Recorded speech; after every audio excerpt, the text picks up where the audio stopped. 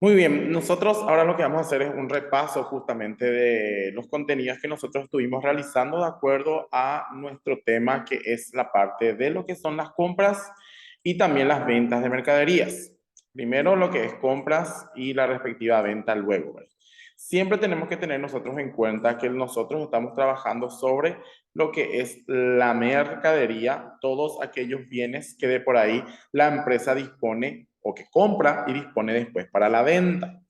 Entonces, tenemos que recordar nosotros dos cosas primeramente. Cuando nosotros estamos trabajando en compras al contado, o sea, cuando nosotros nos vamos y compramos la mercadería y pagamos directamente ya ahí en el lugar, en el acto, en el momento, entonces significa que puede salir la cuenta de caja o la cuenta de banco en el haber, siempre al realizar el asiento de compra.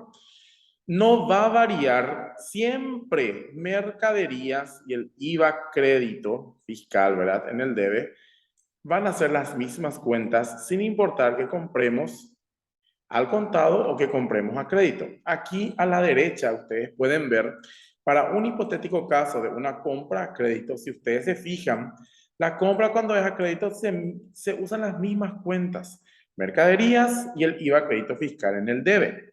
¿Qué es lo que cambia? Y varía justamente la cuenta contable cuando sale en el haber. Si nosotros hacemos una compra a crédito, la cuenta contable a utilizar en el haber es la de proveedores. Mientras que si nosotros compramos al contado, la cuenta contable que vamos a usar en el haber puede ser o caja o banco. Dependiendo de lo que nos diga nuestro borrador de operaciones, una de esas dos cuentas van a ser las que se van a utilizar en el haber para realizar el asiento de la compra, cuando hablamos de términos monetarios al contado. Pero, ¿qué pasa cuando vendemos? Primeramente, nosotros tenemos que recordar que los asientos de ventas son dobles. Vamos a tener el asiento de venta propiamente dicho, que es el que les estoy señalando ahora, y también vamos a tener seguidamente, como ustedes ya saben, el asiento por el costo. Tenemos ventas al contado, así como también podemos llegar a tener ventas que pueden ser a crédito. ¿Cuál es la diferencia? Si ustedes se fijan, en el primer caso, para ventas al contado, nosotros tenemos en el haber la cuenta de ventas y tenemos la cuenta IVA débito fiscal. Si nos fijamos en el asiento de venta, cuando es a crédito, tenemos las mismas cuentas. Tenemos la cuenta de ventas y también la cuenta de IVA débito fiscal. En ambos casos, al momento de vender, estas cuentas se van a utilizar en el haber, pero ¿en qué varían?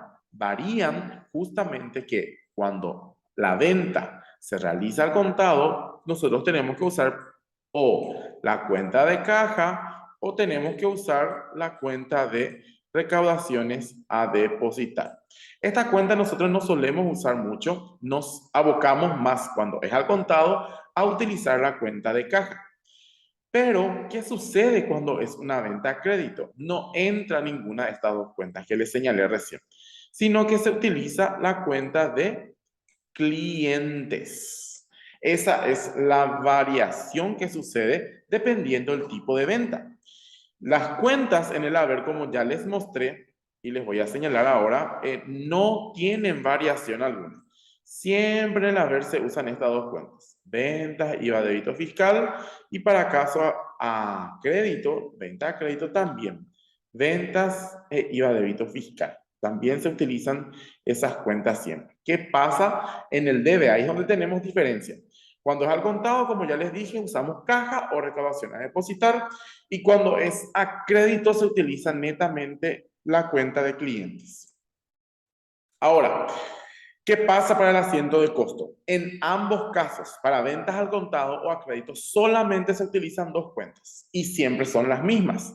En el debe entra la cuenta de costo de ventas y en el haber la cuenta de mercaderías. Lo mismo para las ventas a crédito. En el debe costo de ventas y la cuenta de mercaderías en el haber. Ahora, ¿cómo calculamos nosotros el valor de la mercadería vendida? Cuando nosotros hacemos la venta, como ya les mostré recién, debajo nosotros tenemos que hacer nuestro asiento de costo. ¿Y cómo calculamos nosotros eso? Dependiendo del tipo de método que nosotros tenemos que utilizar. Tenemos primeramente, vamos a hacer una separación acá para que se pueda entender un poquito mejor, el método de PEPS. ¿Qué significa PEPS-I? Significa primero entrado, primero salido. Esas son las siglas de estas 4 letras que tenemos acá para entender cuál es su significado. Ahora les vamos a aplicar un pequeño ejemplo aquí. Tenemos 3 compras. Aquí vamos a encuadrar las operaciones. Primeramente, nosotros tenemos, según lo que nos está comentando aquí, se compraron 10 zapatos a 20,000. Después se compraron 20 zapatos a 25,000. Y por último, se compraron 30 zapatos a 30,000. Si yo sumo las cantidades 10, 20 y 30, voy a tener 60 unidades compradas, pero tengo a distintos precios, no son los mismos precios. Entonces, ¿qué pasa cuando yo vendo? Y yo, en este ejemplo, vendí 30 zapatos, pero yo compré 60 en total, pero a distintos precios como les mostré aquí. ¿Cómo yo le doy salida? ¿Cómo calculo el costo? Y en este ejemplo, lo que primero entró va a salir primero. ¿Qué es lo primero que entró? Esto. Salió primeramente estos 10, ¿verdad? Entonces, esto es lo que primero entró el 1 de febrero. Entonces va a salir esto. 10 zapatos a 20,000 que tenemos acá el cálculo. Y para llegar a las 30 unidades me faltan 20, que son estas 20 unidades que compré el día 2 de febrero. Aquí es donde ya lo que tengo que realizar es completar los 20 y a qué precio, y aquí me dice el precio. Si yo sumo 10 más 20 ya tengo mis 30 unidades vendidas. De ahí es donde yo quito mi costo. Por eso es importante tener hecho siempre lo que es la ficha de existencia de mercaderías. Esto en el caso de que lo primero que entró va a ser lo primero que va a salir. Esto es el método PEPS que nosotros también le conocemos y les voy a poner acá una pequeña nota adhesiva.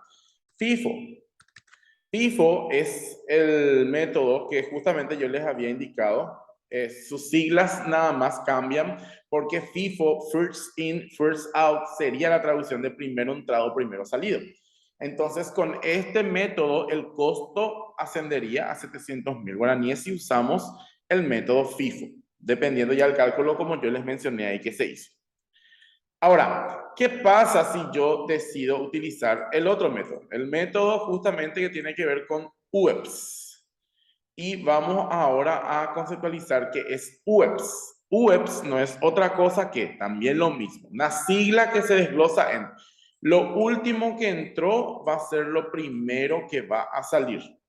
Esto, dependiendo del título o del, vamos a decir, el nombre que nosotros le damos, es LIFO. LIFO no es otra cosa justamente que la terminología en inglés, last in, first out. Traducido al español, lo último que entró va a ser lo primero que va a salir. Entonces, en este método, nosotros vamos a tener justamente lo mismo, como el ejemplo anterior. Vamos a tener otra vez, ¿verdad? 3 compras. Vamos a encuadrar aquí justamente estas compras. Y vamos a ir señalizando qué es lo que pasó con cada una de estas compras. Compré 10 a 20,000, ¿verdad? 10 unidades. Después compré 20 a 25,000. Y por último compré 30 a 30,000. ¿Qué es lo que pasa aquí? Compré otra vez a distintos precios. Cada uno de los zapatos que yo compré tienen precios diferentes. Y entonces, ¿qué pasa acá? Cuando yo, el día de mi venta, yo tengo que vender, me dice a mí el ejercicio, vendiste 30. Entonces, ¿qué yo hago con esto? Y lo que yo tengo que hacer es lo siguiente, decir, bueno, ¿cuál es mi método? Y el método que yo estoy utilizando es último entrado, primero salido. Entonces, ¿qué es lo último que entró? Esto, 30 zapatos a 30.000. Y como mi cantidad vendida equivale a 30, entonces mi costo va a ser 30 unidades vendidas a 30.000, que es el precio que a mí me costó lo último que yo compré. En este ejemplo, el costo va a ascender a 900.000 guaraníes. ¿Por qué? Porque es otro método el que estoy utilizando para valorar mi salida de inventario. El último método es el método más, vamos a decirle, más claro. Es el método que por ahí no tiene tantos problemas. ¿Por qué? Porque es un simple cálculo de promedio. Su nombre ya dice todo. El método de promedio. Nosotros lo que vamos a hacer es, vamos a encuadrar otra vez ahora esta parte del ejercicio de las compras. Siempre nosotros tenemos 3 compras. Entonces, ¿qué es lo que tenemos que hacer? Aquí no se mira qué es de por ahí, lo que pasó, en qué fecha, ni nada. Lo único que tenemos que tener en cuenta son los precios. Tenemos un precio de 20.000, tenemos otro precio de 25.000 y tenemos un tercer precio de 30.000 guaraníes. ¿Qué es lo que hacemos nosotros en este caso? Tenemos que, primeramente, considerar los precios que estamos teniendo. Si yo me aboco a calcular, si me hago una suma rápida, lo único que yo tengo que hacer es sumar los 30.000, el último precio, más los 25.000 y el primer precio que es 20.000 guaraníes. Si yo hago una suma de esto, a mí me va a dar un total exactamente de 75.000 guaraníes. Si yo hago una suma, aquí lo que yo voy a obtener es 75.000.